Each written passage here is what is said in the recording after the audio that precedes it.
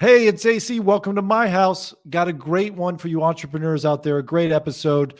We're live streaming this on Facebook, Twitter, Discord, Twitch, YouTube, and more. If you're catching it later, thank you for tuning in later. You can catch these episodes later on YouTube as well as on the podcast, the House of AC podcast, and on the House of AC Facebook page. So you have no excuses to ever miss an episode.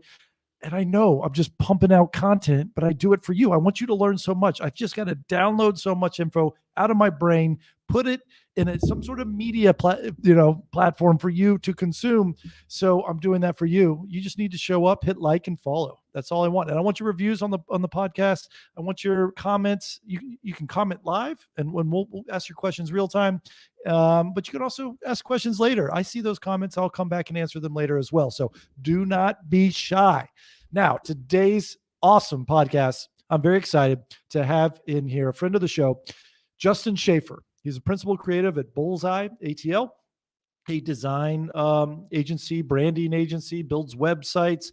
I think he's probably built 5 to 6 different brands for me. Always knocking it out of the park. Really big name here in the Atlanta area, designing brands for companies all over in town Atlanta. So really excited to have him on because I feel like everyone needs to know branding. Even if you have a side hustle that you do, if you have dreams to be an entrepreneur, if you have an alias online, you're projecting an image in the digital world, and I think it's important to get it right, like something that captures you or your company or your product.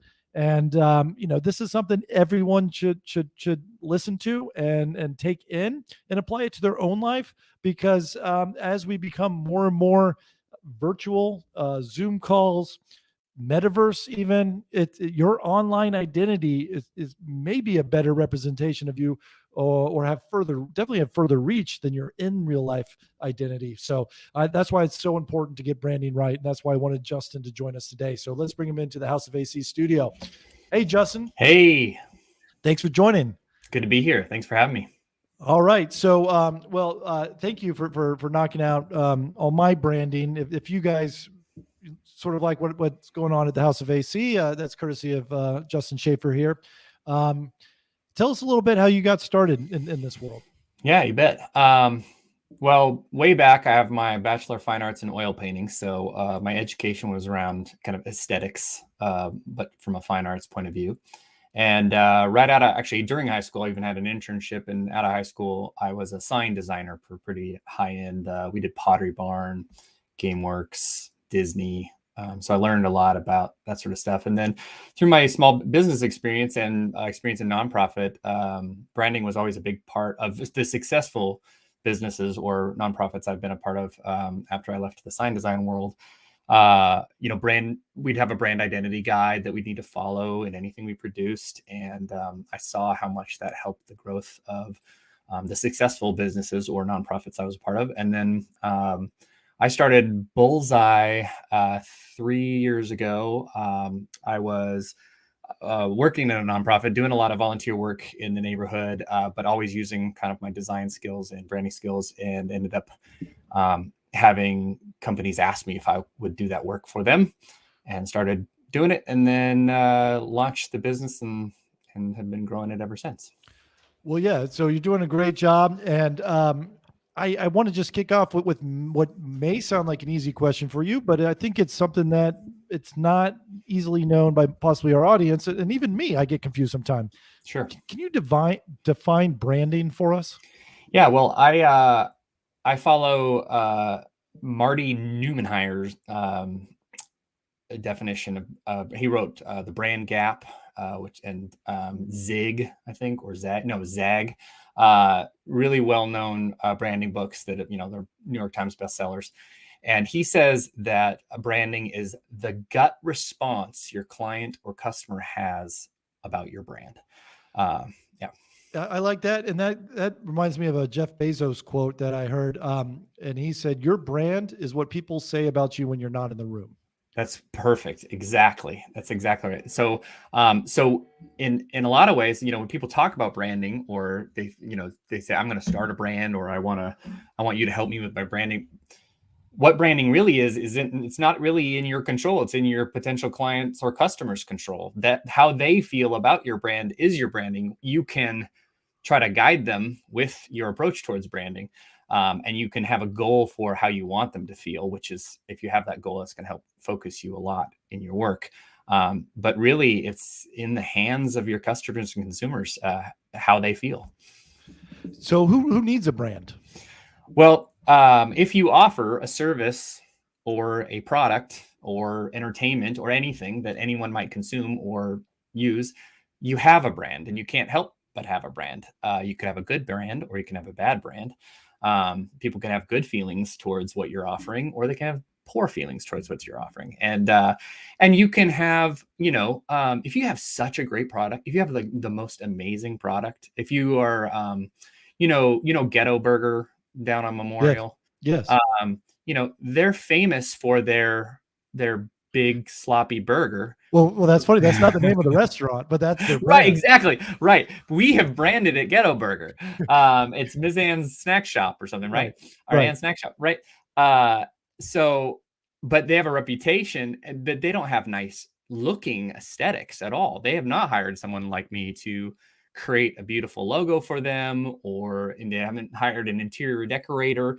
But the brand that they have is so popular because of kind of how, so it doesn't, there's so many ways a brand can be formed. Somebody can have a cruddy, I hate to say it as a designer, somebody could have a cruddy logo they had their like brother design or something on with some clip art. But if they're delivering a product that's making people feel great about it, then they can have a great feeling brand without a nice looking brand. You could also have a really great looking brand and have people feeling really bad about it because your services or your products are poor. Yeah. Now I fall in this sometimes. I feel like every entrepreneur kind of does this. They get really excited about their business idea and their business venture, and then they just stop everything to design a logo. And Right. almost like the logo comes first before really fleshing out the full business model, business plan. I need to fall in love with the logo, and then then I can move forward. Is that common in your world too? Is that necessary step, or is that just a waste of time and that should come later? What were your thoughts on that? Well, it's definitely not a waste of time, but it's often done out of, it's just so exciting. Yeah. And it makes your business feel real.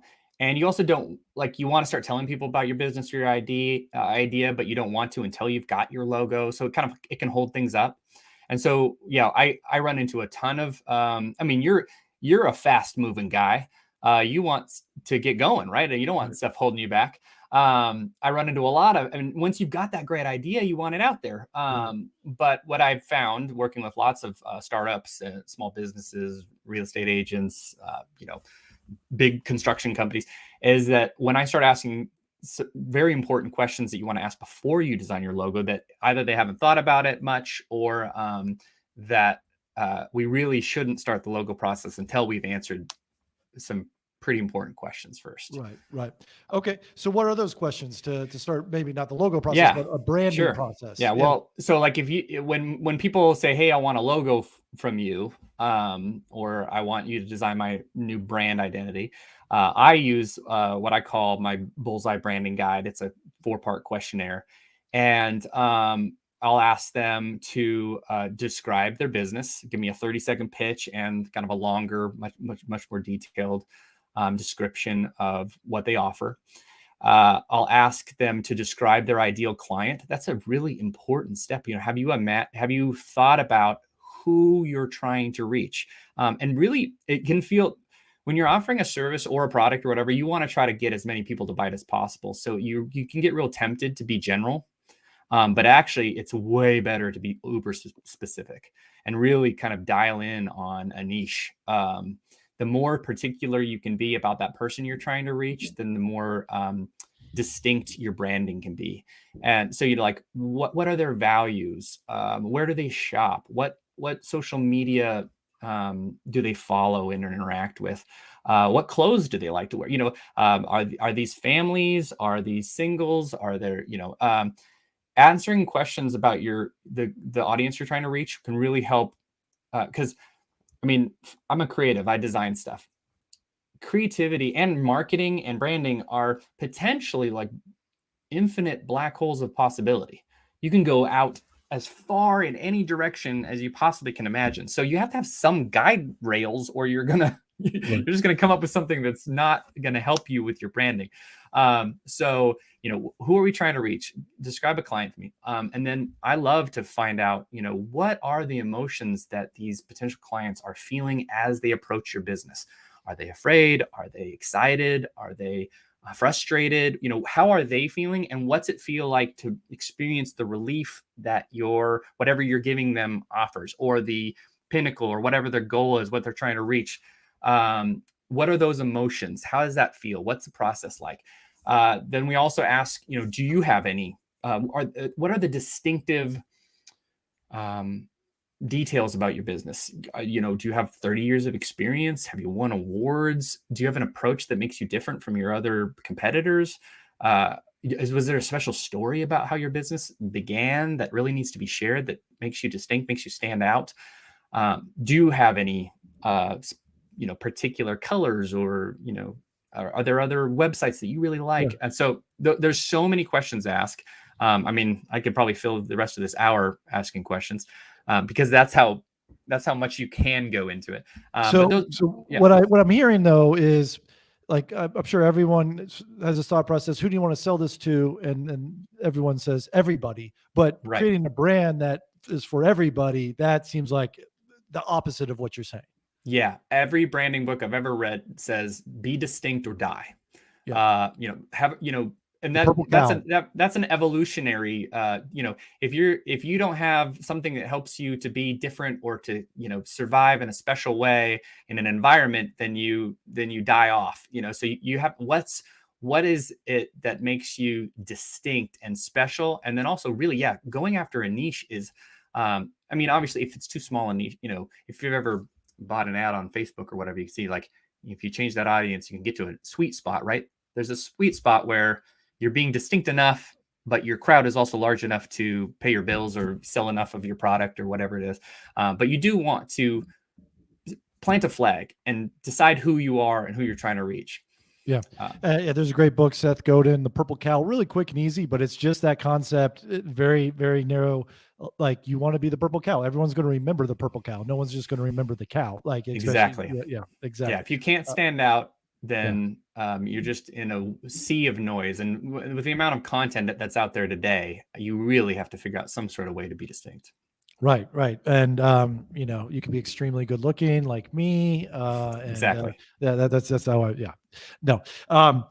So you go through these questions. So this branding process, you fill out a 4-part questionnaire on your branding guide, what you mentioned, and that's bullseyeatl.com/brand-identity-guide, or you can go to linktree/bullseyeatl to kind of get.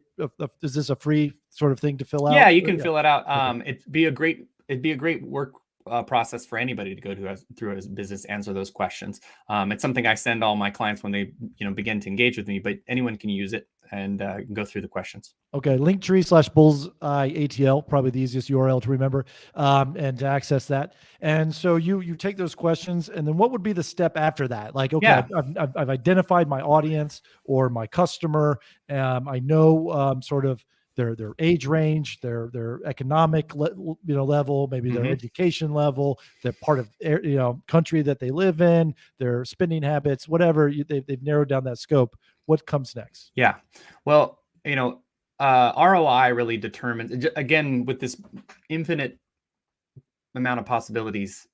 You could take months or even years to develop a brand if you wanted to. Or you can get one done in a couple of weeks, depending on how much money you have to spend and whether it's worth it or not, right? So some of my clients hire me to begin at like an ideation and messaging and direction.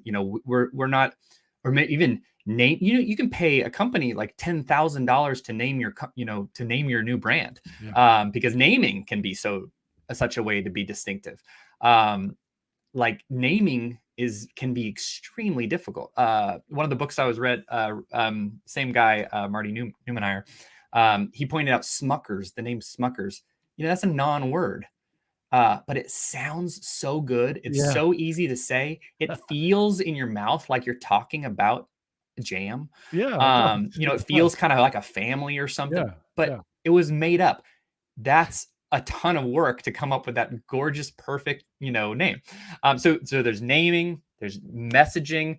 I was talking with a real estate company in our neighborhood recently that paid some folks to give them a 40-page messaging document, where they were interviewed a ton, and they wanted to figure out exactly, really narrow down the words they wanted to use to communicate how they wanted their brand to feel. And that's Yeah. before any logo has been designed. 40 Right. pages. Jeez. So yeah, right. So oftentimes, most of the small businesses I work with, we've answered the questionnaire. Sometimes I'll do some of this ideation work, and we'll come up with maybe a mood board with some colors, some photos, some fonts, and say, okay, this is the direction we're going to go in before we start designing, so that we're all on the same page. And then I'll come up with like 5 options of, some logos, and I'll mock them up so you can imagine what they're like on a website or a business card or some stationery. And then there's a revision process where you work through that stuff. And once you've come out with that kind of primary color palette that goes with that logo and that logo, then you launch it out over everything, right? You make sure website feels and looks like that. Maybe I love it when my clients will, hey, there's my website. That's my portfolio. I love it when a client will allow me to build them a brand identity guide, which that's, like it's usually a PDF that's about 7 or 8 pages long that has how to use your logo, how to not use your logo, some abbreviated versions of your logo, not only your primary color palette, but also kind of a secondary color palette with some pop colors and some alternative colors. And then even a typography that says like, use a heading like this, use a subheading like this, use your body copy like this. And then for a lot of my clients, I'll design an iconography. Here's a bunch of icons that you can use over time that symbolize the type of different work that you do. That's a great part of a branding process that I love it when my clients will let me make one of those for them. And then we'll make sure that their website looks exactly like the branding guide says, and that their social media, their Facebook page, their LinkedIn page, their Instagram, their Twitter, all that's their YouTube. It all looks the same and feels the same. The verbiage is looking and feeling the same. And then a lot of times we'll develop a strategy for how to go about continuing to communicate with that feeling and that look through like a social media strategy or newsletters and other content that they might want to create. Right. I love that brand identity guide. And because what sort of drives me nuts, like I wouldn't say I'm a branding expert, but I feel like I recognize when there's bad branding. Like Right. it's jarring. And so with brand identity guide, it's great because it ones you've created for me, hey, this is the font that we're going to use. The font, you can only use these 3 fonts and this font size. This is what the bolding looks like. This is what italics looks like. Because what's the disconnect is like, imagine like what something like Apple. Like imagine if Apple like you feel like you every instruction manual you've ever had, all their advertising, it's got a very minimalistic font. Yeah. And then imagine like all of a sudden they're trying to sell a product that's handwritten in like purple marker. Like it's just like, wait a minute, Right. that's off brand, and Yep. it feels cheap. It feels like a knockoff, and it's like, so even for small businesses, I see that in the real estate business space where real estate agents have the pretty logo and marketing on their website, and then like they're promoting an open house or something like that, completely different fonts, Yeah. different color palette, and it doesn't match the sign, and it's like, it should be easy. Like if you Yeah. have this guide and you just say, hey, I'm not going to design anything without this specific guide that Justin and Bullseye ATL created for me, Yeah. yeah. I can't tell you how much I appreciate you saying that. It drives me, occasionally I see my logo out there squished, Yeah. horizontally, or, it's like, I cannot stand it if I made a gorgeous logo for somebody. Like I shouldn't say this, but I will offer for free sometimes to update someone's social media because I cannot stand that the logo that I've designed is out there being Yeah. bastardized the way. I mean, it's just not being used properly, and it just makes me sick. Yeah. And I don't want my work to be out there looking that bad. I did see a client using my logo in a way that I wouldn't have possibly wanted on their website the other day.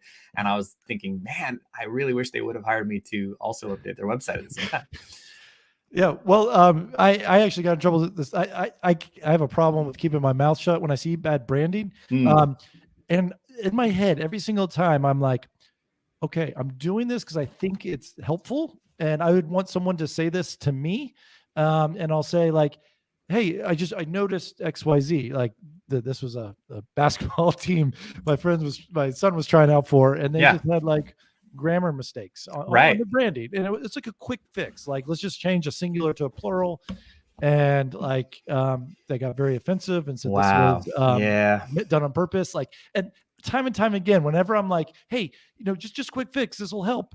Everyone takes offense, and I just feel like the biggest jerk. And I'm like, I don't know, I haven't learned yet to shut my mouth, but maybe this is the time that one of my clients recently said that his that he has a philosophy to let painters paint, and he decided to trust me with updating his 20-year-old logo. By the way, Stephanie, 20 years is definitely a time that you would want to get your logo updated usually. Well, unless you're Coca-Cola. Let me jump in. You're getting ahead of me. Stephanie Fuccio is asking on YouTube, how often should people revive their branding? Is this a one and done thing or what? That absolutely depends. I try very hard. One of the things, so a lot of times you see people, grab a logo off of Fiverr or 99 Designs or one of these cheap things or whatever. And one of the things that I notice is that it doesn't feel classic. A lot of times it's just like you can tell, for me, I can tell it's going to look old soon. Yeah. I try to design a logo that feels like it could, be, I mean, it depends on which company, obviously, and what on the feel and answering all those questions that we talked about before. But I like the logos that I designed for, and the branding and the feel to be something that can last for a while and to feel pretty substantial usually. So, I don't imagine that my clients are going to need to update their branding for 5 to 10 years. But I mean, it really depends on the answers to these questions, right? Is your client base changing? Does your logo feel when you're out there, when you're on YouTube, when you're out there on Instagram, when people see your logo, does it connect with how you are connecting to your clients or your customers and feeling like, does it feel right still? So that would really be is it communicating that gut feeling? Is your color palette communicating that gut feeling? Is your typography communicating that gut feeling that you're trying to reach and that you want your clients to have at this point in time in your business? There's a lot of law firms out there that need their branding updated. But they're making, $700 an hour and their life's good, but their not creative people. Their branding is bad. I love working with lawyers because I feel like I can really help them out with very small amount of work. And there's a lot of construction companies that, there's a lot of folks out there that have been doing fine. But if they would maybe take a step back and see what their clientele is like and how they're coming across, they could use a little refresh. This is what drives me nuts, and I'm probably going to offend a bunch of small businesses out there. It's like, because when you start your business, you've got to go create an LLC in most cases, or an S corp or C corp or whatever, some sort of. You have to identify the entity that you're creating. And it drives me nuts when people put LLC in their name and their logo. Yeah, me too. I'm so glad you said that. Like, because no one ever calls it Facebook LLC or Meta LLC, but that's the official name for it. But it's like, it's just unnecessary, and it looks weird in the logo, and it just looks small town. And then on top of that, it's small business LLC logo. Email me at joe@aol.com. And it's like, come on, you can't even get small business, LLC.com. Like, I hate it, but at least that's better than AOL.com. But small businesses, I know they've got bigger fish to fry in most cases, but I really think branding could turn them from a small business to medium business. Yeah, there are a lot of small things that, I work with a lot of bootstrapping small businesses, and a Google Workspace account costs $5 per email user per month. It's not a huge expense for a business. And if you can't, if you're still at Gmail or something and you're trying to run a business, that's not a very professional look. It's only $5 and they're actually, Zoho, which is a knockoff of Gmail Workspace, and actually it's pretty powerful. You can get an email for free and connect it to your URL. Yeah, you can have, I think, one, maybe up to 5. I don't know, but I know you can have one and connect it to your URL and look professional. And it's like, let's just at least get that step. Let's at least get you a, non-clip art. I've run into a lot of business owners that are, they've designed their logo in Canva and they don't understand why it's so pixely and can't be put on a t-shirt. And I'm like, well, because you designed a flat bitmap on Canva, and it wasn't designed in a line art, vector program led by a designer, so it can't be expanded and you can't put it on a shirt. It's like this small in real life in pixels. So taking that little step to have a professional logo, to get a good URL, to drop LLC out of your name, those are great. And those people who are listening saying, well, I don't want a new email address. You can just have it automatically forward to your Gmail, to your Hotmail, to your Yahoo. Easily. And then when you send out emails, it still has your business name. You're still using everything. You're not logging into a second platform. It's just, it has an alias that your to and from changes, all within the same email box. That's right. So, yeah, it's really quick and easy now. Yeah. Okay. So here's a question that confuses people a lot. What's the difference between branding and marketing? Yeah, good. So, obviously I defined branding earlier. That's that gut feeling that people have about your business, right? So that's you're cultivating that through the look and feel of, how people experience your brand, whether that's digitally or through packaging or through your store, your interior design, or your exterior, your signage. There's so many ways that you're affecting that. Also through, do they enjoy the product or service that you're offering? Is your customer service good? Is your onboarding process nice? Is it nice to purchase from you? Is it nice to have is that a good experience, or is it confusing? There's so many things that are affecting how that feels. You could have, and I have met a lot of small businesses that are, they have unbelievable products, really, really great. And the amount of people that know about them are the people that come to their, Saturday farm stand. Right. And that's it. And, maybe they actually even have a nice website. I've actually been almost contracted by a small business owner to redo their website. And I said, hey, listen, your website is good enough for what you're offering. Like, I can't take your money to do this. You need to spend this money on marketing. Marketing is taking this brand feel that you've designed and worked so hard at, or this product or this service, and getting it out in front of people. That's how, the strategy to how are we going to reach these ideal clients? Where are they? And there's all sorts of ways to approach, there's a shotgun approach where you're trying to shoot out as wide and far as you can to get as many leads as you can, and then qualifying those leads and trying to convert them into sales or clients.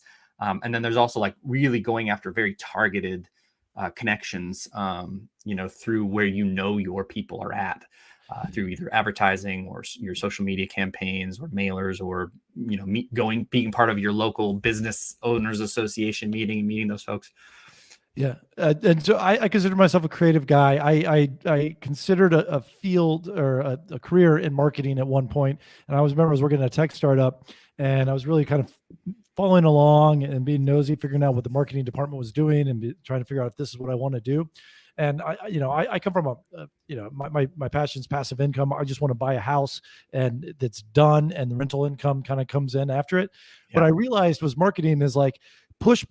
We got to get this mailer out, these postcards out, hold this conference, and just this big rush because there's always these deadlines or this product release is coming out, something. And then as soon as that was done, I was like, okay, so now you guys take a deep breath, congratulations, the work's done. They're like, no, the next conference now, we got to start working on the next, like Yeah, right. it's this ongoing effort of pushing your brand out there, of your name. It's a never ending cycle. And that's when I realized, I was like, oh, marketing never ends. Yeah.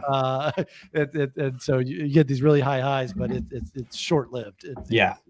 And then, with marketing too, ROI is everything, in my opinion. Yeah. And so it can be really exciting to, as a marketer, I'm marketed to by, all these funnel products and all these people selling the next way to sell everybody on something. And there are really neat ways to market. There's also like an infinite black hole of possibilities that you can go down. For most small businesses, um, delighting the clients you have and making their experience with you fantastic, the onboarding experience, the experience with you and your customer service, doing a little follow-up with like a handwritten note or a gift or something, the ROI on that for most small businesses is going to be 10 times that of some sort of shotgun out looking for cold leads. Right. And so I often, my clients will get very excited about, oh, let's do this late. And I'm like, I'm down for that, as long as we're also really being careful to stay top of mind with the clients we've had. So they refer us when somebody says, hey, I'm looking for a designer. I'm looking for a real estate agent. I'm looking for somebody to help me think about investments. So we're staying top of mind with the clients that love us and have enjoyed our services or products, and making the experience they have with you great. Those are the first things we really got to and then for a lot of folks too, I'll say, if we have a solid looking social media, Instagram, Facebook, Twitter, TikTok, whatever we've got, if that's looking great and looking like we are producing content on a regular basis, thinking, thoughtfully about our world that we're in, establishing some sort of authority and trust that we know what we're talking about. We don't necessarily need to be drawing in like new leads and clients, but we do need to have that sitting. I mean, it's great if we are. And for some products, that's really important to be going out and getting all this new stuff through that avenue. But even if it's just sitting there so that when the referral happens, that they come and look and say, oh man, they got their stuff together. Their logo looks great. They've clearly thought about how they're posting. It has a consistent message. It makes a lot of sense. They must be like what my friends said about them when they referred them. They must be legit. Even that, it's almost like kind of like the business card of today, is to have all that stuff in place. If it's not, there's so many times where you can go to a business and they haven't posted for 3 months. You wonder if they're out of business. Right. Why start a Facebook page if you're not going to post regularly? It makes you look like you're out of business. Well, I read a study that said you're better off having no like social media presence or whatever, your Facebook page. It's better to have zero. That's a better reflection than to have a dead or stale social media presence. I 100% agree with that. And then also, like, my clients often will be like, hey, let's put a calendar on the website. And I always say, no, I know how busy you are. You're not going to update that calendar. You're going to look out of business. Yeah. We're not putting a calendar on there. We'll put a link to your social media and we'll keep your social media up to date. And then people will see that your website looks like it's supposed to and says what it says. And then your social media looks alive. The worst thing to do is put something, people always have these great ideas about, you do a great job of creating content. You're a content creator. You're making it. So many business owners have great, desires to make content and they cannot follow up with, they cannot blog, they cannot write a newsletter, they just don't have time, which is great because they're usually busy with clients, which is fantastic. And I'm happy for them, but you don't want to try to start any of that stuff unless you have a real plan to execute on content. Right. I think this is also a small business problem, and I've run into this to some degree in some of my businesses where it's I'm so busy. I don't want to do any marketing, because if I do more marketing for this business, then we're going to get even busier. And then what's happened is, oh wow, it's been a year we haven't done any marketing. Now business is too slow, and and so you're just up and down, up and down. Yeah, that's really unwise. The wisest business owners that I know have, and actually, this last year has been really great for the construction companies I work for. Well, actually, like almost all the companies I work for, they've had banner years. There's a freight forwarding company that I'm working with, best last year they've ever had in their lives. And so they are saying to themselves, which is this very wise business ownership, they're saying, since we're doing so well, let's take this opportunity to double down, rebrand, make sure our website reflects how great we are, make sure we have a plan for marketing, even though, if you get more clients, you might have an opportunity to really take the clients you want. You might have an opportunity to raise your prices. You might have, an opportunity to really focus in on a niche, which is the niche you really wanted to go down originally when you started, but you open yourself to everybody because you're trying to pay your bills. So when things are going well, that is a great time to brand, to rebrand, to make sure your website is top notch, to come up with a social media strategy. I would recommend against pulling back from marketing when things are going well. Right. Well, you actually, it's a tough thing, but to me, that's a sign for hiring. If you're cutting out marketing because you're too busy, that's not the decision. I've learned you need to hire. You need to add it to you and continue marketing and continue growing your business. Yes, and hiring can be hard. That is true. I mean, I have a handyman. They personally credit me with tripling their business. Oh, wow. And they have sometimes said like, hey, let's back off. They're 6 months out from an estimate for work. I mean, that's really far out, and they're trying to hire, but hiring good folks to do great work because you want that brand to stay solid, right? You want everything you do to be a great experience, and you try to hire folks that don't quite, it can be tough. And then and also because part of that brand experience is the onboarding experience and the service and experiencing the product or the service. I have had clients that are like, so believe in what we're doing that they're like, okay, let's not launch yet because we know the floodgates are going to get open. So let's make sure we have our onboarding experience in place and the service is going to be top notch because we do believe they're going to come flooding in once we start putting the word out. So there are times where it's good to hold back on your marketing or your branding. But then once you're out there going, I would double down usually when things are going great. Can I put you on the spot? I'd like to show your portfolio, and maybe if you can give us some real world examples, maybe questions that the clients had. I don't know if you can reveal some of these things or not. Sure. But I'm interested to hear whether the problems you solved with their branding. Or happy to talk about any of these or. Jumping out at you. Well, Stone Mountain Provisions there in the center at the top. Okay. They were real successful. They were Stone Mountain cattle and started getting opportunities to go into like sausage and these kind of foraged goods and all these things. And they had to come up with a solution that they were going to be able to put Stone Mountain cattle and these other companies under a single logo. So actually they didn't know to do that. I advised them to do that. I was like, they're like, hey, we have all this stuff. We're not sure what to do. And I'm like, well, let's do a parent brand and we'll call it Stone Mountain Provisions. And then we'll create logos for each one, but we'll make sure that they kind of feel like they're all in the same world, which was tough because Stone Mountain Cattle wasn't designed by me. So I had to figure out a way to design the other 3 logos to go with that. Well, this looks very timeless. If people don't know what Stone Mountain is, it's a large granite, now it's a bit of a theme park, but this looks exactly like Stone Mountain. You got the trees here and a big lawn, probably like a farm kind of feel kind of thing. So I love that one. Yeah. And I think everyone loves their business cards being made. That definitely looks like a CrossFit. CG CrossFit and EQ Athletic Club. It was a tough one because they are EQ Athletic Club and CG CrossFit. So I had to do a logo that included both, but then also make them work by themselves as well. Yeah. That was a company where they were building out this space in Midtown in the midst of the pandemic. Permitting, all that stuff. It took forever. But we set them up with a really great looking brand that really reflected what they were going after and really reached their potential clients.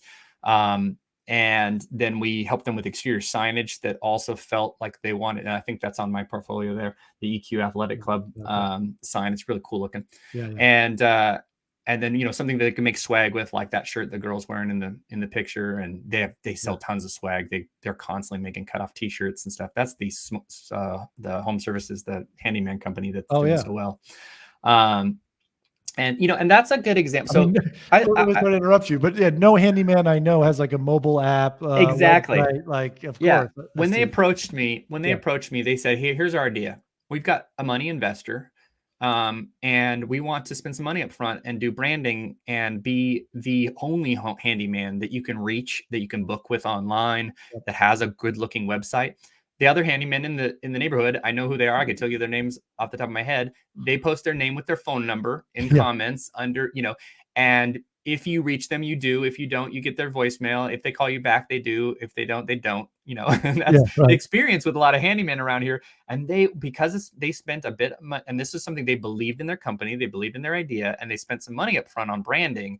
And it turned out to be, I think their gross revenue was, over 200 grand the first year in business for a yeah, single guy operation. And that's insane. yeah, That's such a great start for it, so they yeah, did great out of the bat by putting a small investment in branding and a great web and social media presence. And I've been managing their social media since the get-go too. And so they have a regular, hey, there's Alan Corey. yeah, yeah. And they have a regular presence on social media. And that's been really great for them. Okay, so what does someone spend on branding? What do you recommend in that case? Yeah, well, again, that really goes to I think Simply Smart's a great example of people that, if you really believe in your business and your business plan, it's a good idea to borrow some money or find an investor and spend some good cash on branding up front if you believe and want the floodgates to open and have a bunch of people come in. Not most, many companies I'm working with are bootstrapping. And that's not a bad way to go. But it's just, it can take a bit smaller, and you can end up being stuck with maybe some branding that is a little bit less thought out, or, it hasn't been developed quite as much. But planning to spend a good amount of money. I mean, again, this is this ROI thing, right? If Right, you're going to be bringing in, like, let's say, you're a lawyer and your clients are going to average $5,000 each or something, then the ROI on investing up front for some really good branding is, you can spend $10,000 on branding. You can spend, $10,000-$15,000 on branding and a website. If if you're going to be starting a wine store, like my latest client in Edgewood, spending $5,000 to $10,000 on your branding, and then doing a website, and then spending another 10 grand on like signage and stuff like that. That's a great investment, because you want everybody to love your new store and be the main store they're coming to for wine. And you don't want to like slowly, eke in. right, You want to shoot off the bat. right. Yeah, So, but it's really ROI, right? So you have to determine, and this is like, you have to ask these questions. What's your average client going to spend? How many clients you're going to get? How much money you think you're going to try to make in a year? How much money do you want to, what's your goal? If your goal is high, then you're like, okay, let's spend this money ahead of time, because it's going to pay off and I'm going to get these high end clients. If you're like, I'm just going to scrape by and make a living that pays my bills, I really want to bootstrap this, then your budget's going to be, a bit smaller. You're going to have to maybe slowly put things together. yeah, yeah. So we got a comment here from Ian Calabria. It's a Jay-Z quote. I'm not a businessman. I'm a businessman. And what he means by that is, he's not a man that goes to business. He himself is a business. I'm a business, man. Yeah. And I know Ian's a realtor. I'm a realtor as well. And Yeah. I think that's completely true. Like, this brand is, a lot of times, you're a one-man operation. And so you are a business, and you are a businessman or woman, whatever the case may be. So Yeah. anything differently you've got to go in those situations when you're a sort of a one-man show?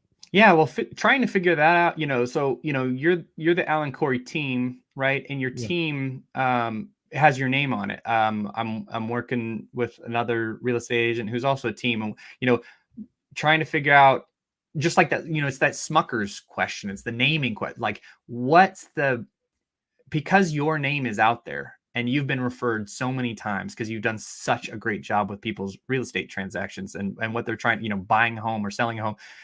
You don't want to take your name off of your brand, because it is what people know. Right. It'd be ridiculous to take it off, because that's what people are looking for when they're trying to find your business. Same thing with my client that I'm working with now. It's like, he's built his following with his name. We're not going to take his name off the business, even though we could go for a name that, evokes some sort of feeling or is a bit more general, because then we're going to include his team, and then it won't feel weird that you don't get him directly if you're trying to do, there's all sorts of questions with that. But yeah, what's nice about that too is then your personal social media can be your business brand. That's something I struggle with some of my clients, is deciding whether or not we want to start a separate business, named social media profile, or keep their personal profile, if they've built their business around their name. It's a decision to be made that we got, again, ROI, we've got to weigh out. And, do you want your own personal? Do you want it to be separate? Do you want to feel like, I'm pretty much a one-man agency. I have an intern, and I contract out for some of the stuff I need done. But I still use we, when talking about Bullseye Creative Agency a lot, even though really it's me, and I could say I. But trying to figure all that stuff out, it can be a dance. Right. And so I forgot my question there, but I had a really good question that you were leading up to. Yeah, so the one-man operation, I guess, is where I was going with that. This is where it was. It used to be, and I may answer the question in my question, but correct me if I'm wrong. It used to be that with the advent of the internet, and everyone wanted a short URL, really something quick and snappy, something that you can put in your logo, maybe 5 letters or less, 6 letters or less. I feel like the trend now is short doesn't matter, because you want SEO. You almost want to put the word real estate in there instead of making it short and doing RE or whatever, or plumbing in Atlanta or whatever it is, instead of plum ATL. Only so if people are Googling, plumber in Atlanta or whatever it is, it shows up. Is that my feeling? Is that accurate? Is that something that you advertise or clients in certain directions? For you or for anybody else who is watching or listening, how often have you in the last 5 years even typed in a full URL to, on Google Chrome, your URL entry field is also a search tool. So you never ever finish out and type .com on the end of anything. So everything's a search. So making sure that your website comes up in a search is 1,000 times better than an easy, memorable URL, in my personal opinion. I do have a lot of clients who are like, no, we got to get this short. We got to get this short. And sometimes, you are typing in email addresses occasionally. And so, Alan at some long, name, or Justin at bullseyeatl.com would have been much longer than bullseyeatl.com. But most people are hitting a URL code. They're clicking a link, right? If you're following us on social media and you're clicking through in the profile to find out more information or whatever, you're clicking a link. You're not typing in a URL. And so it's not necessary. And then also, like, people are so hot on .com, which has for a long time, it's been the most memorable and it is the most popular. But there's a zillion endings these days. And I'm always trying to get my clients to go with .team or, .agency, or, there's all these cool endings now, and there's just no reason to not go with them, especially if it matches your name more clearly. Right. Yeah. And .io is the new thing for NFTs and cryptocurrency, and it all shows up. Like, it doesn't need to be a .com anymore. And not at all. Though I'll tell you this, I had a company, a sign install company. I've sold it now, but it was called Put Post In. Like, you put a post in the ground, and it was putpost.in. Which I might have gotten too creative, because then every email we sent got marked as spam coming from India. It looked cool in the logo. I thought it was really creative. Put post.in, put post in, but we had to revert to putpostin.com to get people to actually get our emails.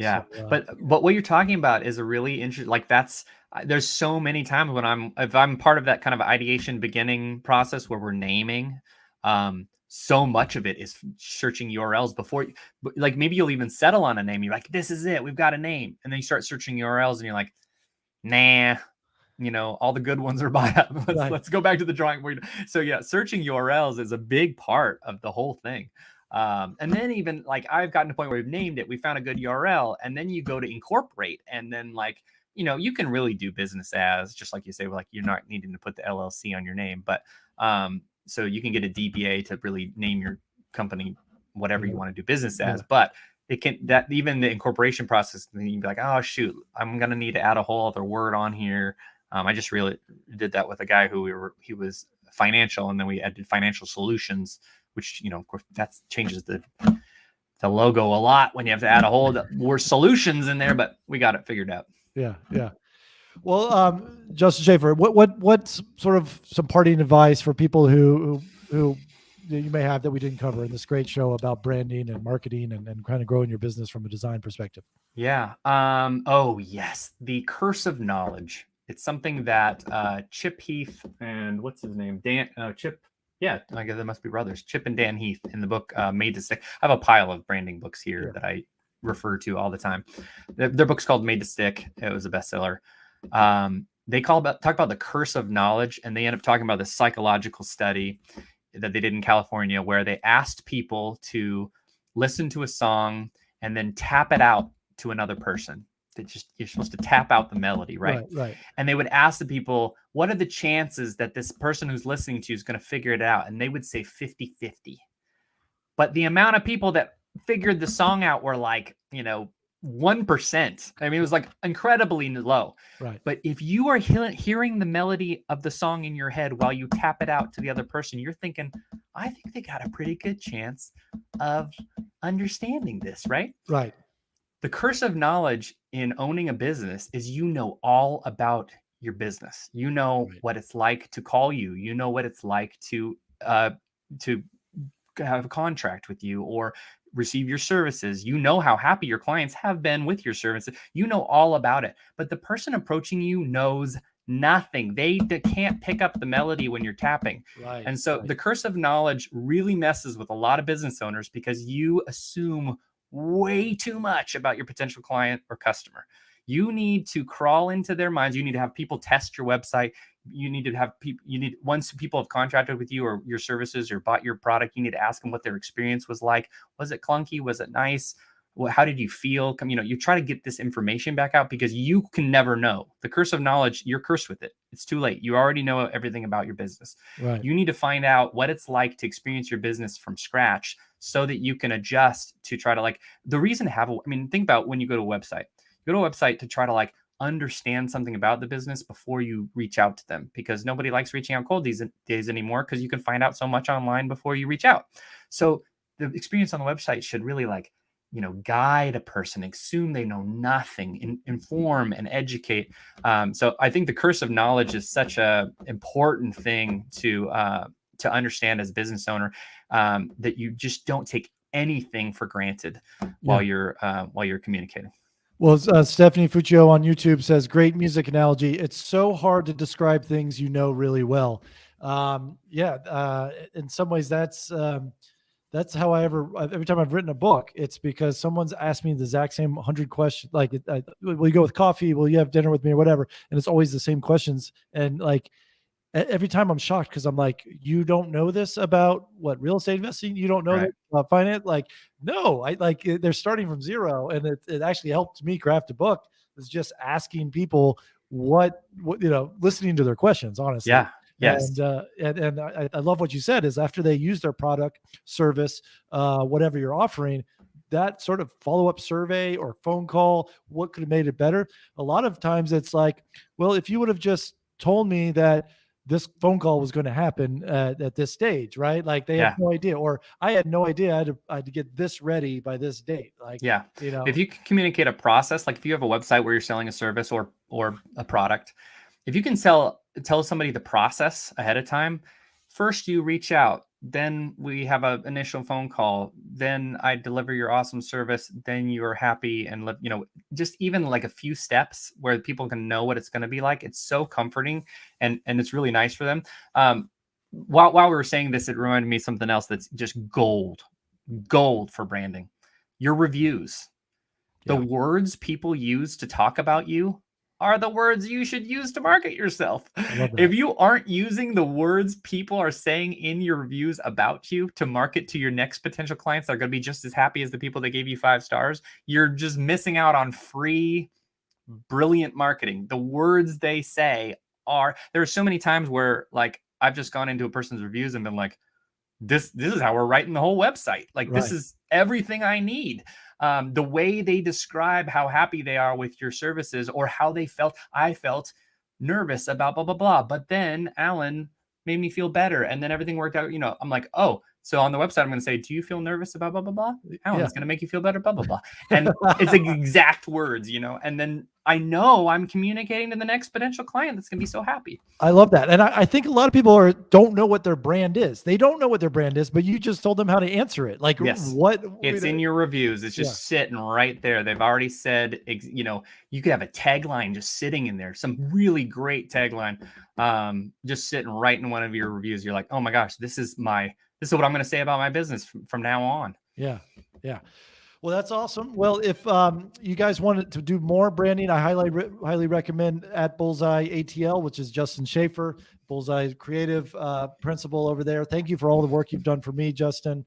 It's always a pleasure. Yeah, you've got a great following on Instagram and Facebook. You're also a great community builder. All the stuff that you're doing in and out of design, it's great to see you grow and thrive. Would love to have you back on the show. Yeah, I'd love to come back. All right, let's do it. And guys, reach out. He's great. He's open for business. Reach out to him. Get your branding done. Knock it out of the park from the start. And also, after you follow at bullseyeatl online, follow at the House of AC. I need your testimonials. I need your reviews. I want to know what my brand is. I think I know what my brand is, but I'm fairly new. The House of AC is fairly new. So please leave your reviews online on the podcast, on my Facebook page, wherever you can, so that I can learn about my branding, if I'm doing it right or not. So thank you for everything you've taught us today, Justin. And thanks for tuning in to the House of AC. And we'll see you guys next time. Bye.